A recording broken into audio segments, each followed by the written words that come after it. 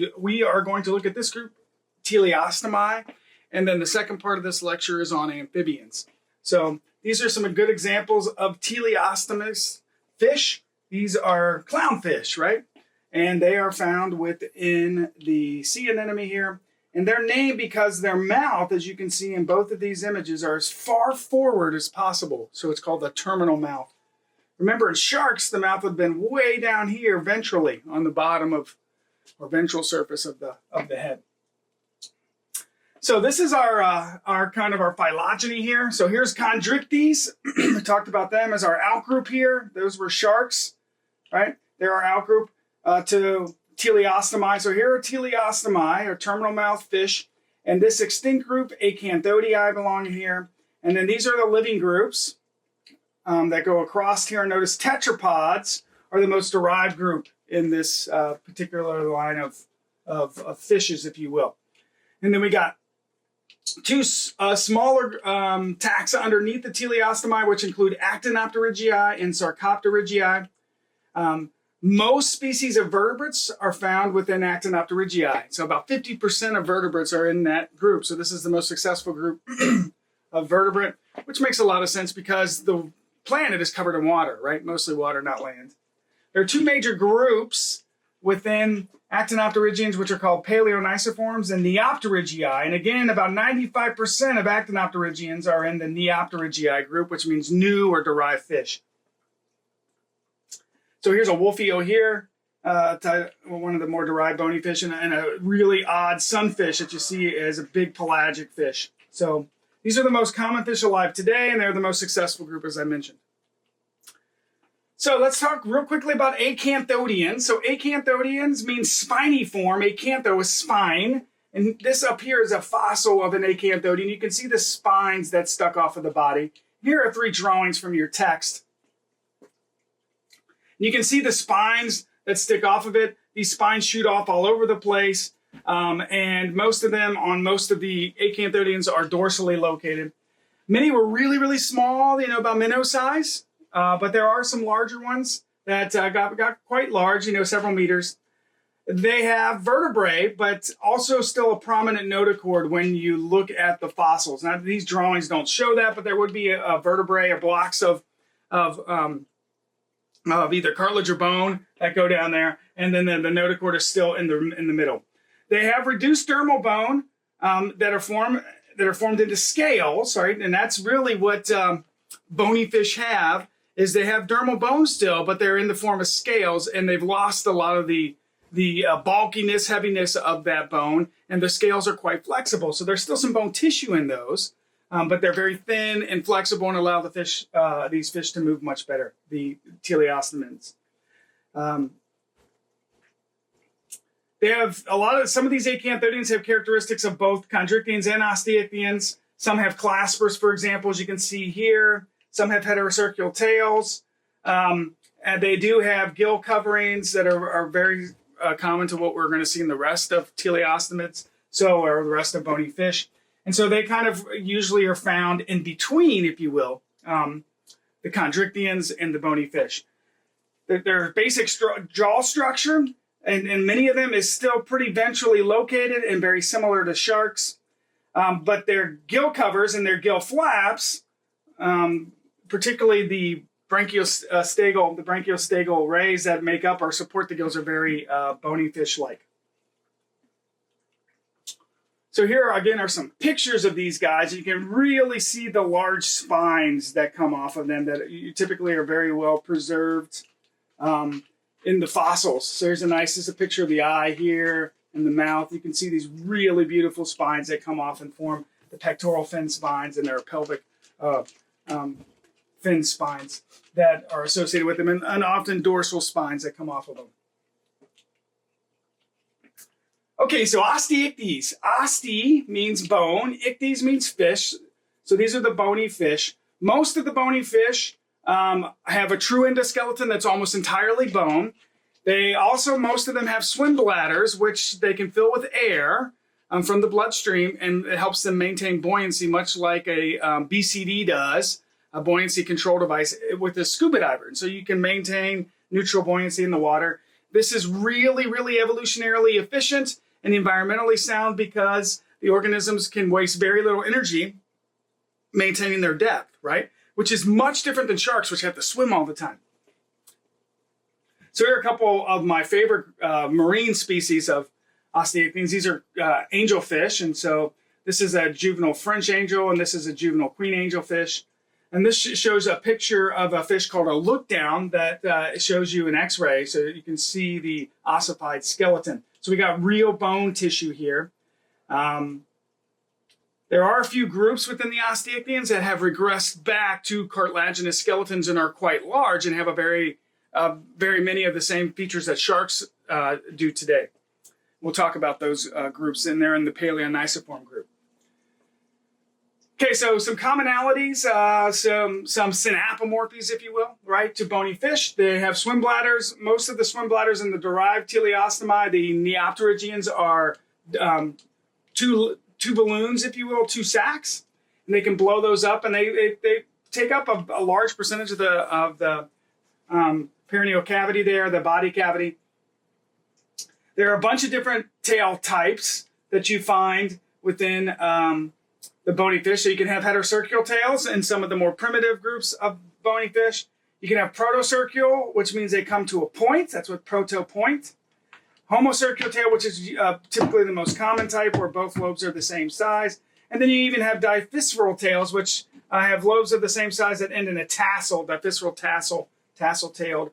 This is the tail type that you also find in sarcopterygians, the living ones at least, which are the coelacanths, and the dipnonians, the lungfish, can have tassel tails. So the fins are paired, and they are elaborate and strengthened with bony rays that are called lepidotrichii. So you will see the rays really nicely here. The rays are lit up for you on this fish. So the lepidotrichii are the rays that come off. If you've ever picked up a marine fish or a crappie or a bluegill, and it basically pokes you or stings you almost, right? If it's those are the bony rays that are very sharp. In some fish, those bony rays on the dorsal surface are actually hooked to venom glands, and they're hollow, like lionfish, for example. So they can actually be quite dangerous if you grab onto them, and the sting can be quite painful. So here is a swim bladder inside of a fish. This is just a carp that's been opened up. You can see the two-sacked bladder here, swim bladder, and here's the liver, and here are the ovaries. So it's quite large inside of the body cavity there. There are a number of different scale types that are found with the bony fish. We've talked about placoid scales. All scales in fish, whether you're a shark or not, are dermal derivatives. They're what are the derived dermal bone, if you will, or what are left over of the dermal bone that was created first evolutionarily by the ostracoderms. And there are three major types that you find in the bony fish. They are called ganoid, cycloid, and ctenoid scales. Here are some pictures of what they look like. The ganoid scale is a thick, very strong, really bony scale that gives the skin a very hard and strong texture. And you find that, for example, in gar, which is a paleogneissiform. So it's the more primitive scale. It's less bendable and more rigid. The ganoid and the ctenoid and cycloid scales are found in the teleostemids, the neopterygians in particular, the newer or more derived groups, and they're much thinner and more flexible. And ctenoid looks like a comb. It has a serrated edge and then a kind of rounded end, and you can see they stack on top of each other like shingles. The ganoid scales tend to have a little bit of overlap, but are more kind of like putting puzzle pieces together. They kind of fit together better. Where the ctenoid and the cycloid scales, you kind of overlap like shingles. The cycloid scale is almost completely round, so it's going to have a more round surface to it. Some of them can look like this, some of them can be completely round, but you can actually see like circles, which are called lamellae, almost look like annular rings that wrap around the entire scale, and that's where the cycloid comes from. And different fish groups typically have different scales. So, for example, the perch group typically have the ctenoid scales, and minnows, herring, and trout typically have the cycloid scale. It just depends on the group of fish. There are some bony fish, I should also stress, that lack scales. And so there are several groups. So you already know, for example, hagfish and lampreys lack scales, but there are bony fish that actually have gotten rid of the scales because scales can produce drag, if you will, in the water. And so getting rid of the scales, particularly in some of the larger pelagic fish, means that they can swim faster because there's not so much friction between their skin and the water. Looking at their skin and scales right now, right? So we kind of started this slide yesterday. But if we back up just one slide, obviously there are three main types of scales.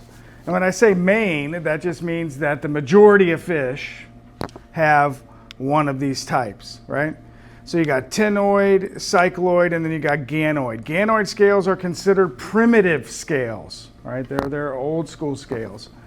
And I just want you to realize that there are scales out there that aren't of the three major types, and some fish have very interesting scale structure.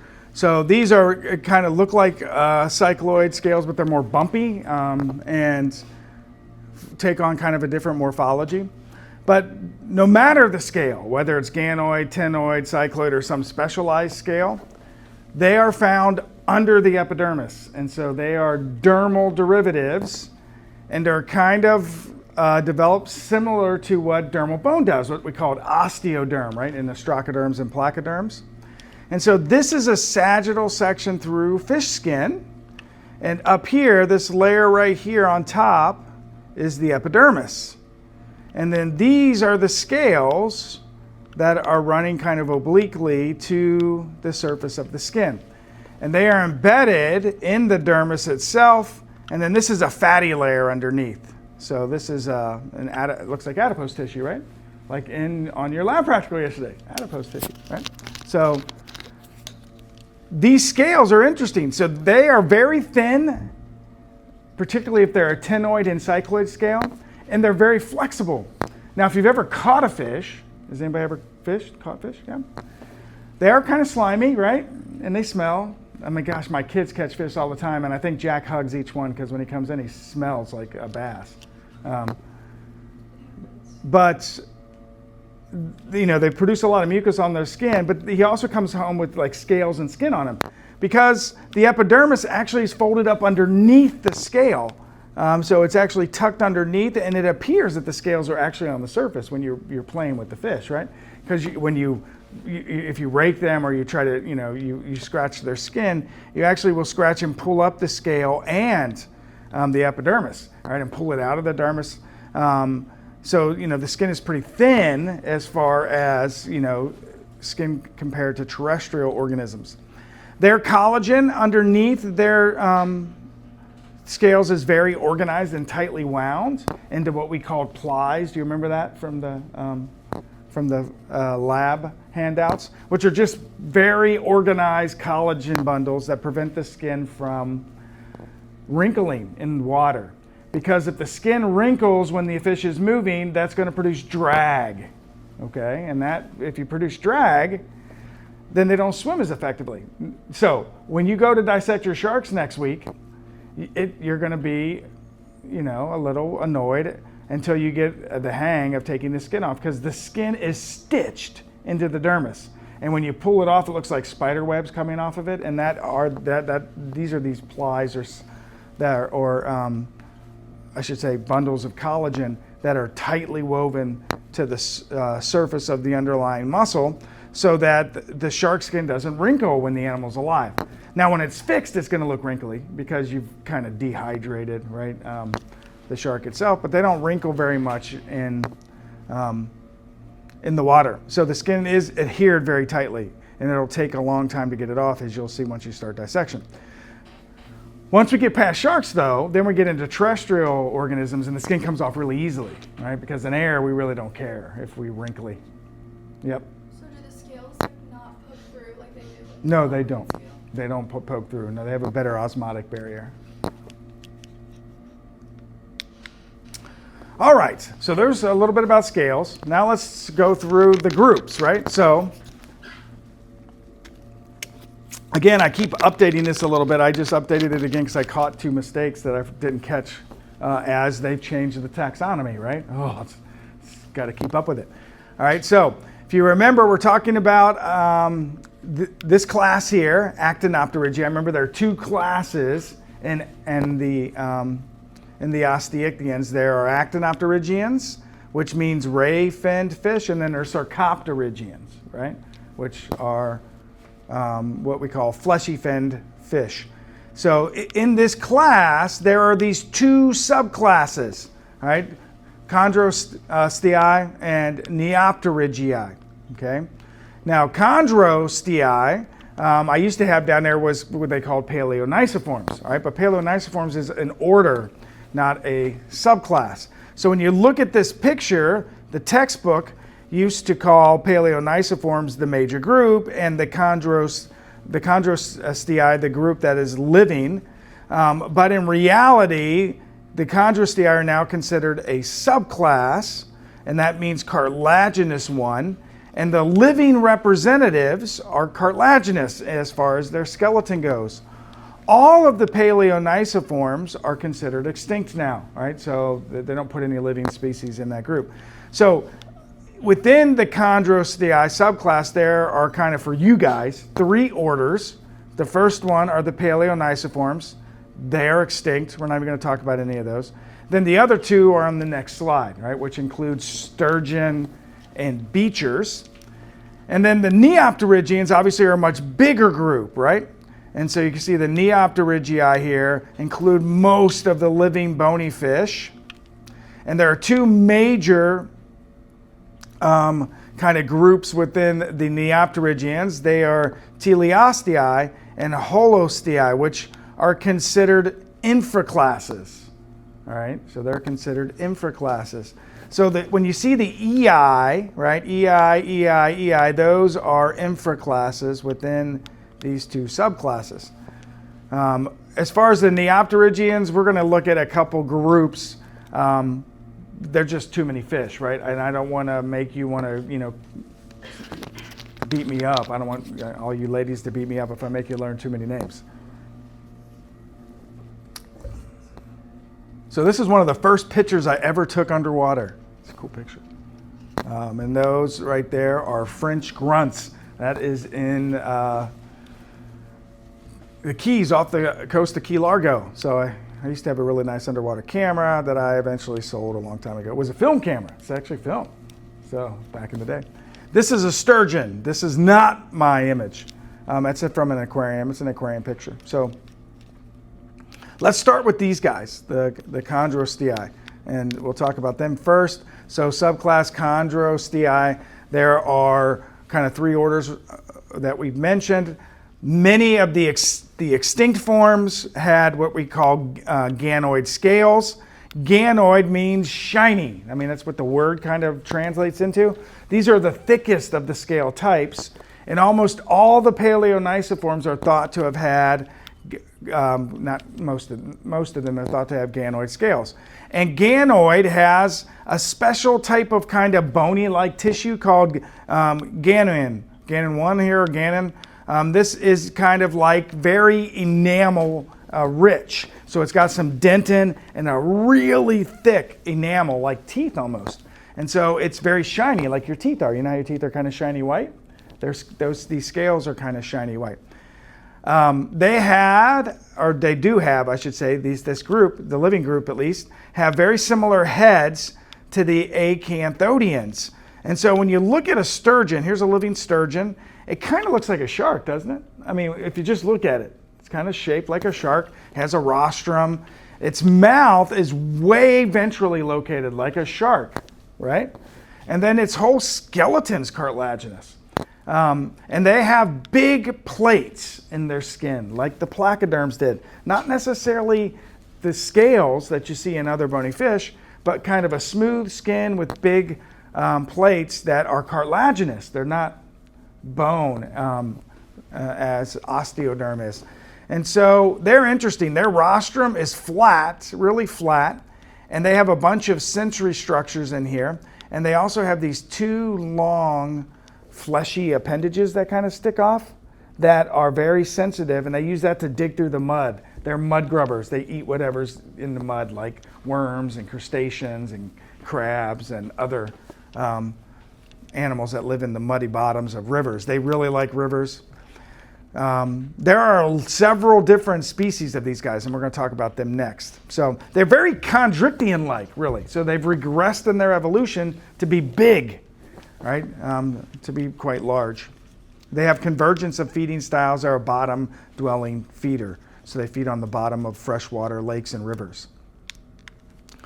So here are the two surviving, or what we call extant orders of chondrostei. All right, we got the acipensuriforms, and we have the polypteriforms. So acipensere means sturgeon or torpedo shaped, and they include paddlefish and sturgeon. And then we got polypteriforms, which means multiple fins, and this includes a group that are called beachers. Now, beachers are pretty interesting. So this is a beacher right here. This is the elegant beacher. They are very popular in the aquarium trade, actually, as a big aquarium fish. They get, like this big. They're pretty large. They're very eel-like. They're incredible predators, very messy eaters, but they have multiple fins. They got fins all over the place, basically. The coolest thing about beachers is they have lungs. All right, I'll do this. They have lungs, right? So they have swim bladders that are attached to their guts, and they can breathe air, all right? That's really important because where they're from naturally is Africa, all right? And the tropical Africa. They live like in the Congo water basin. They live in swamps and in water that is really hot and very stagnant. And if you know anything about hot, stagnant water, it doesn't hold any oxygen. And so fish do really poorly in it because they can't get enough oxygen. So this guy lives in these very kind of nasty water sources and eats everything that it can get a hold of. And the reason it can do that is because it can go up and gulp air and swallow the air and push it into its swim bladder and extract oxygen from the air. They can also walk across land. They have very stout pectoral fins, and they can, if a pool dries up, they just start walking. They walk along the surface of wherever they're at and try to find another water source. So they are very adept to spend time in the terrestrial environment if they have to. They're also very good at moving through a really crowded, very stagnant environment. So they can move around wood and under rocks and through vegetation. So they're very built, if you will, for the freshwater, shallow, swamp-like living style. So they're pretty neat. Now the sturgeon and the paddlefish are some of the biggest freshwater fish you can find. So sturgeon are a fish that lives kind of part of its life in, well, not all of them, but many species of sturgeon live part of their life in saltwater and part of their life in freshwater. All right, they're like salmon. They'll come up rivers, they breed, and then they leave and they go back to saltwater. And the babies are sometimes born in freshwater, grow in freshwater for a little while, and then leave. Now, there are some sturgeon. The larger species of sturgeon here in the United States is a white sturgeon. They are found in British Columbia along the west coast. And they like to travel up rivers over there, like the Columbian River Basin. And they are absolutely humongous. We're talking white sturgeon can be over 1,000 pounds and can be 20 feet. They're absolutely huge. The largest sturgeon is called the beluga sturgeon, and it is can get over 1,400 kilograms and be 25 feet long. It's an absolutely humongous fish. It spends the most of its time in the ocean and can move into freshwater. Now, many of the sturgeon have been trapped now, particularly in British Columbia, because of dams. So they traveled, got stuck upriver, and decided to hang out in the rivers for a while and got trapped behind dams. And they're too big to get around the dam. So they're kind of landlocked now, and they're fine. They're pretty huge. In most places, those really large sturgeon are in rivers and they're fished a lot, but you're not really supposed to kill them. So people catch them and they take pictures of themselves with them. Like, I mean, look at those. They're absolutely humongous, right? Now, sturgeon is famous. Many of the species of sturgeon are famous for caviar. Caviar is really expensive, right? I don't know. I've never eaten caviar. I've never had. I don't have any desire to eat fishy eggs, but some people think it's. I guess it's a food of the rich. I'm a poor white guy, so I'm a teacher. That's I've never eaten any sturgeon eggs. But you know, this is not a very good industry for a fish that takes forever to grow to the size to be reproductively active. They can live well over 100 years. They're the larger species. Here in Indiana, the most common sturgeon are found probably in the Great Lakes and in the Ohio River Basin. The lake sturgeon is a very common sturgeon, actually, that you can catch. There's a shovel-nosed sturgeon, has a really long rostrum that you can catch in the Mississippi and Ohio River Basin that I guess are fun to catch. The same goes for the next fish, which is this guy here. Isn't he cool looking? This is in an aquarium. This is a paddlefish. Obviously called a paddlefish because of its enlarged rostrum, right? And it's a filter feeder. So you can see this guy's eating. So he opens up his mouth and simply filters material out of the water, right? And that could be small fish, krill, zooplankton. This is how they feed. And they can get quite large. So this is a large female paddlefish, right, that this kid caught. I hope he put it back because, look, it's got a, it's got a satellite tag on it. I don't know if he did or not. I didn't look. I just thought the picture was funny. So, because this kid is very happy, right? Like, if you catch a paddlefish in Indiana, it's highly endangered in Indiana. So you have to put it back or you can get in trouble. Other places it's not so endangered, but they love big rivers. So Mississippi is a great place. The Mississippi River Basin, good place to catch paddlefish. Some have been put in lakes on purpose so that you can catch them. Yeah. Are they ovoviviparous or however you say that? These guys lay eggs. Yeah. They lay eggs, lots of them. So he's got the mouth open. The way they fish for these is just they pretty much snag them because they're filter feeders, you know what I mean? So, cute kid though, right? Now, so there's a paddlefish, there's sturgeon, their skeletons are pretty much cartilaginous. That's why they're in this group. Here are beachers. Here are a couple of beachers. These are the ones that are very common in the aquarium trade. These are the pretty ones. You can see they just kind of have multiple fins everywhere. And so if you're gonna own this fish, you have to give it room to breathe air. All right, so they'll come up and breathe air. So you can't fill your tank all the way to the top. You got to leave space for it to breathe air. You got to be careful. They'll also jump out of your tank and run around your living room, which, you know, not great. Then they probably die if you're not home. But they're pretty fun. They eat lots of different things, and they're very messy eaters though. So you need a very big aquarium, and you got to feed them live food. So they like fish. I mean, really, they'll eat anything you put in the tank that's small enough to fit in their mouth. What the problem is, they're really beautiful when you buy them and they're like this big. And then in a year, they're like, you know, they get really big. And then if you don't have a big enough tank, people don't know what to do with them. So,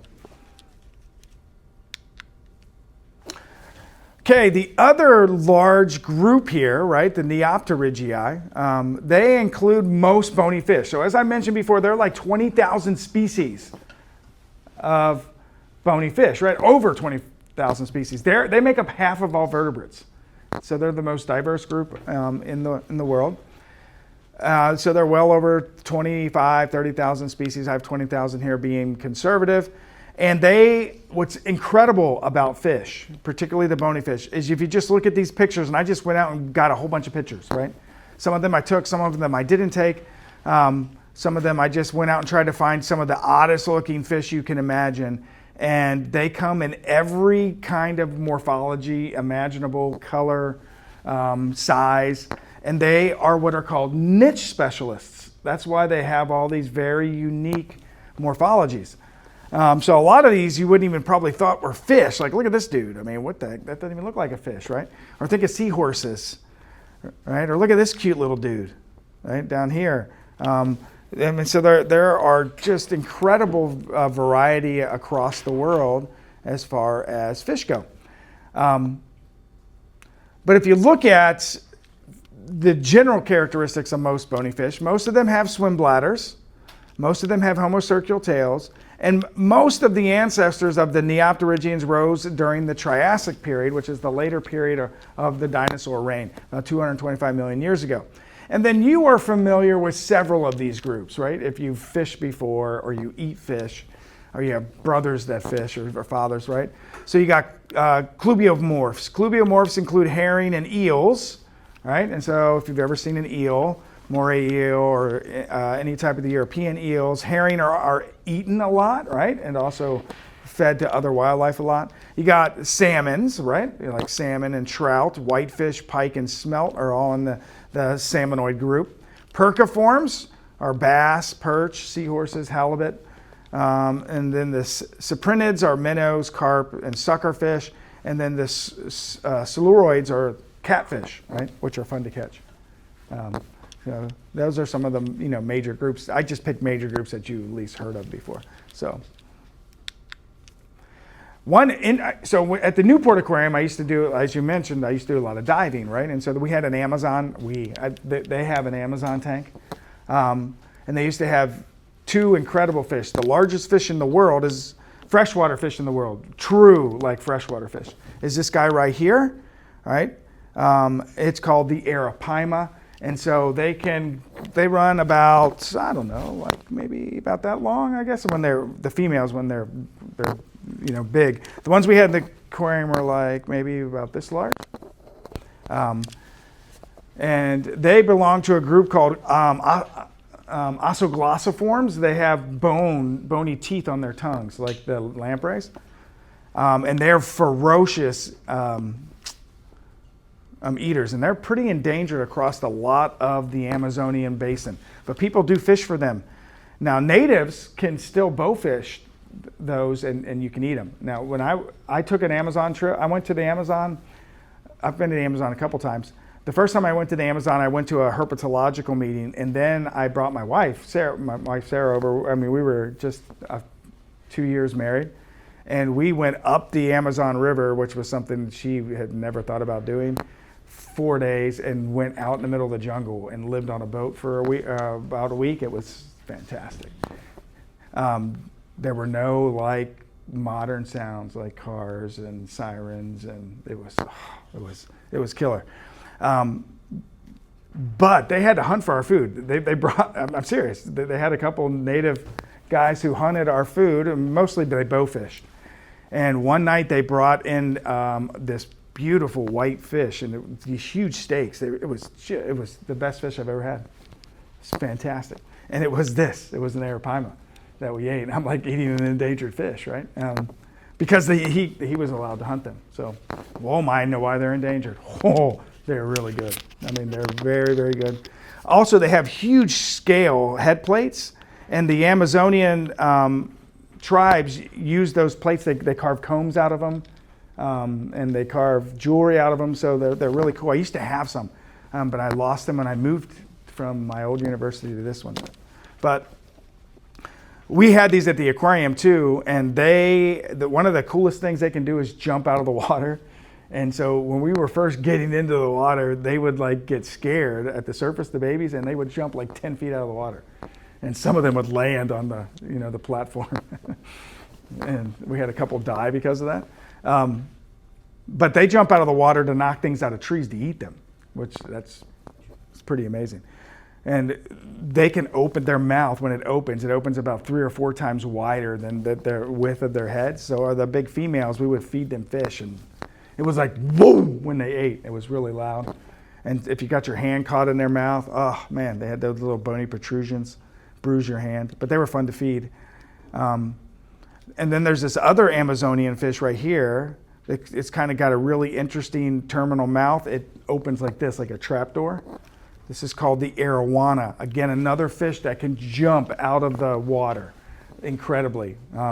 So they knock things out of trees to eat them also in the Amazon, which makes sense because a lot of fish do this in the Amazon because they spend half the year swimming through flooded forest, right? And so they can hunt a lot of things that are in the trees. They have really good vision. You can see how big the eyes are. But they're called a mouth brooder. And what that means, as you can see from this picture here, the males carry around the babies in their mouth. And so it's pretty cool. People keep these in aquariums, and the male and females, they breed, right? And so they'll be breeding in a big tank. They put them in a breeding tank, which would be like half the size of this table, and you get the big adults. They're fairly large fish. And they go through this intricate dance. It's really cool, this reproductive dance. And then the female will swim, and the male will swim next to her, and the male swims behind her, sorry. She'll start laying eggs, and the male will fertilize them, and then they go in a circle, and he scoops them up with his mouth. And he holds all of them in his mouth through the developmental stage. And so these are different stages of where they just got the male and grabbed all the eggs out of his mouth, right, to show them off. And you can see here are really small babies, and here are a little older, and here's a mature baby, right? And they just develop inside of the male's mouth. He doesn't eat. Yeah, he doesn't eat unless he spits them out and then eats. But typically he fasts for however long it takes for this to occur. Great reproductive strategy, because there are a crap ton of fish in the Amazon that will eat the eggs and the babies, right? They're not going to eat dad when he's like this big, right? So it's kind of a protective thing. Cichlids do this too, mouth brooders, another really cool fish. So that at least you get your babies through the egg stage, right? Which is great. That's a major feat, so that you got little dudes like this guy down here who's almost done with his yolk. When dad finally says, okay, I've had enough of you, and dumps them all out, they're swimming around, right? They can at least evade the predators now. So never got them to breed in our aquariums, but people do have very good luck with getting them to breed.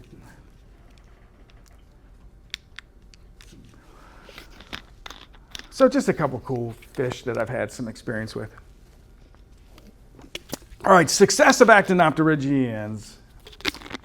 So this shows you a pie chart of all the vertebrates of the world, showing you numbers, right? And these are old numbers. So here, if you look, if this whole pie represents all species of vertebrates we know about, notice half of the pie, all right, or half of this circle is fish, right? And it's bony fish, mostly bony fish. So these neopterygians.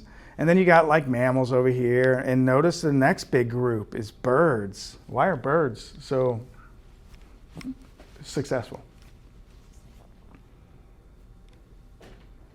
They fly, that's right. Flying is, man, it's a big deal. If you can fly, you can leave when things go bad, right? So flying's great, right? What do you think is the most successful group of mammal? And I just told you flight is really important to be successful. What mammals fly? Bats. Yeah, bats. Bats are the most diverse speciosus group of mammal. Believe that? And again, because they can fly, right? So flying's a big deal. And insects are the same way. A lot of insects fly, right? And they're very speciosus. So there are even fish that fly. Did you know that? Have you seen flying fish? Yeah. They're pretty cool. They leave the water and glide with their fins. Pretty cool. Do you know that there are snakes and frogs and lizards that can glide too? Oh, yeah, see? There's all kinds of cool stuff. They're flying squirrels. I got them in my backyard. Yeah. Can you take a video? I have one. Yeah. A video of the flying squirrels? Mm-hmm. Not of them flying, because that's a hard video to get. But I should have videoed them flying, because I used to be able to watch them out my bedroom window. They would fly in every night to eat out of my bird feeder. But I set up a camera and videoed them eating. They're cute. There are no crocodilians that fly. Darn, that would be pretty cool. It might be scary, right? Okay, anyway. Sarcopterygians. So, we got actinopterygians, very diverse, and then Sarcopterygians, not very diverse. This is Sarcopterygia right here, this little sliver. If this were a piece of cake, you wouldn't get very much of it, right? So little sliver are the Sarcopterygians. And so the Sarcopterygians are not a diverse group, never been very diverse, and are very specialized. But their claim to fame is tetrapods arose from this group of fish, because we are going to inherit from fish lungs and limbs. Okay? Lungs and limbs, movable limbs. So that's what we get from fish. And you might say, why do fish have lungs and limbs? These lungs and limbs made fish better fish in the environments or niches that these Sarcopterygians lived in. So we're going to talk a little bit about that. So tetrapods are nested in this group, right? The Sarcopterygians.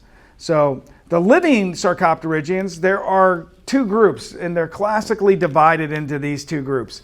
And I'm going to be completely honest with you. The dipnoans here, they're probably monophyletic, but these crossopterygians, or what are called tassel fin fish, they are very polyphyletic. There's just so many weird fossils, and they're not sure how it all works out.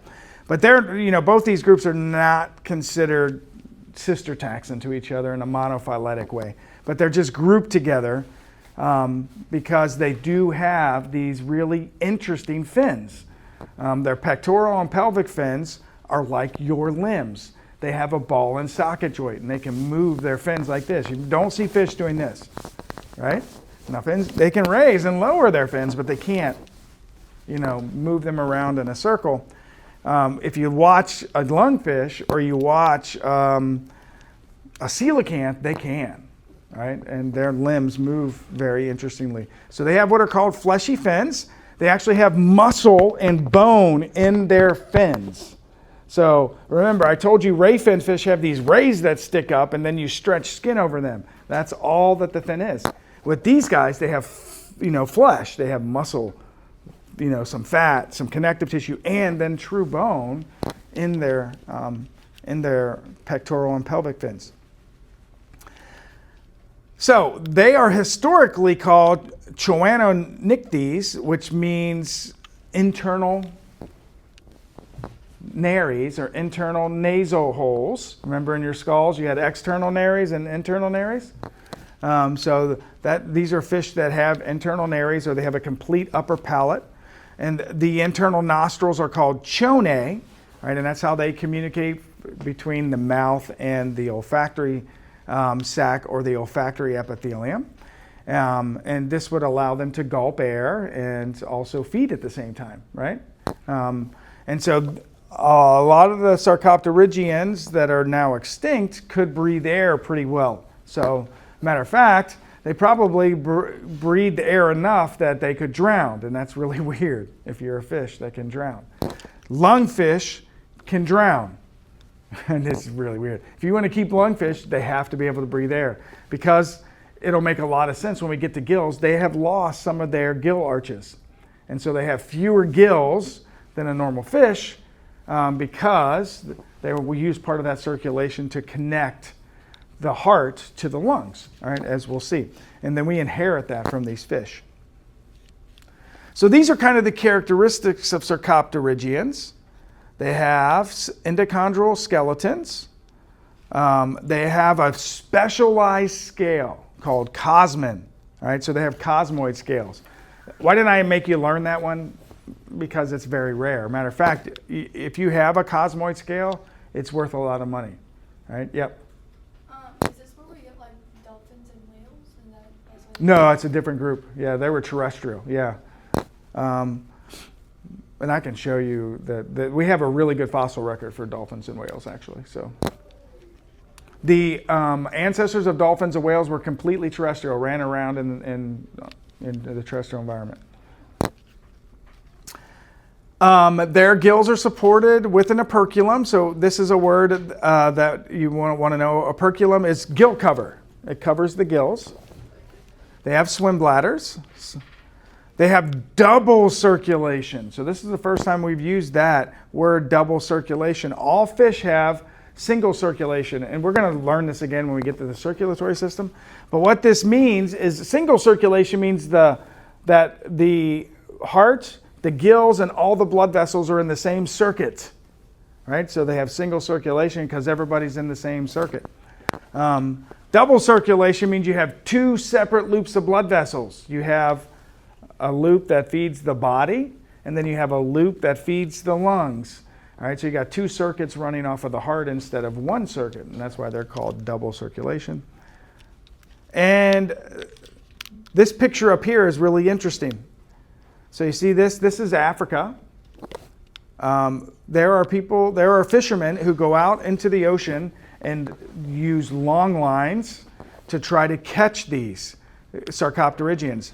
They are really, really rare, and the living sarcopterygians that are in this group, the crossopterygians, or what are called coelacanthiforms, they live in really deep water, like 1,000 feet or deeper. And if they catch one, they can sell it to a museum, and basically it's like hitting the lottery. Because these are poor African fishermen. And you can see these four guys here caught one. They sell it to a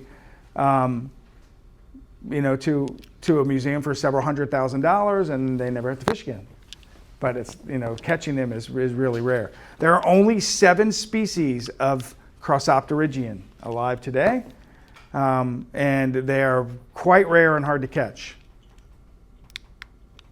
Let's do the lungfish first. Do we still have time? Do the lungfish first, the dipnoans, or the dipnoi. All right, here's what a lungfish looks like. There are African lungfish, and there are African lungfish. Did I say African? There are Amazonian lungfish, South American lungfish, and African lungfish. These are actually, you can find them every once in a while if you like fish, in the pet trade. So there, like for example, I was at Uncle Bill's last year, and they had a lungfish, and I was like super excited. I was going to like set up a tank and buy it. But when I went back, it was gone. I mean, they don't last very long. They're really expensive. They're like over $100. But he was a little dude. He was cool. The ones we know most about are obviously there's Australian also. Australian lungfish are the ones in Australia because those are the ones most heavily studied. But they have lungs. They basically have swim bladders that are attached by a duct or tube called we'll learn it. It looks like a trachea that attaches the swim bladders to the digestive tract, to basically close to the esophagus, and allows them to gulp and swallow air. And then they blow their swim bladders up, and they can use them for buoyancy and also to extract oxygen. And again, the reason for this is because many lungfish either live in very hot environments where the water is very warm and holds little oxygen, or in Africa, they spend most of their life buried in underground. Because they live in places in Africa, sub-Saharan Africa, that is desert. And so it doesn't rain very often. And when it rains, it floods. And when it floods, that's when they come up and swim around and act like fish. They eat, they breed, they gorge themselves. And then they dig back into the mud and go back to sleep.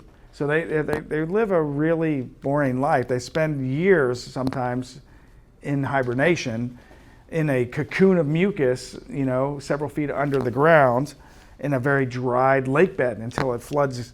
And so this ability to breathe air is really important, right, during those times. Now, the Amazonian and the Australian species, they can tolerate drought. But they just live typically in very stagnant, very shallow water and need to breathe air because there's no oxygen in the water. So these guys are called obligatory breathers because they have to breathe air. And if you don't provide them with water, they will drown. So pretty interesting, right? This is what they look like. Again, they can move their limbs. I'll be honest with you, their pectoral fins are pretty useless, but they can move them very similar to us. So here's some pictures of them, the different species. This is how you see them in an aquarium. They have very shallow water tanks, so they can come up and breathe air. And they can get pretty good size. Lots of large dermal plates around the head again. And they can dig burrows when drought happens. And what they do is they dig themselves down into the mud like this in a J-shaped form, and they will breathe air and blow air or bubbles up to poke holes into the mud, and they continue to blow air up until the mud dries, and that it leaves open kind of like a, small passages to the surface so that they can get oxygen, and they cocoon themselves in basically the outer layers of the skin and mucus, and it hardens and they go to sleep. And they drop their heart rate and they breathe just a few times a minute. And this is called estivation. Estivation simply means temporary hibernation. And so they hibernate for a certain amount of time. There have been lungfish found in the fossil record stuck in their burrows. They just probably died because it never rained. So they only have so much food reserve, right? And they can only survive so long. But they can survive up to 2 to 3 years without coming to the surface and this stasis like this. The African lungfish is the best at this.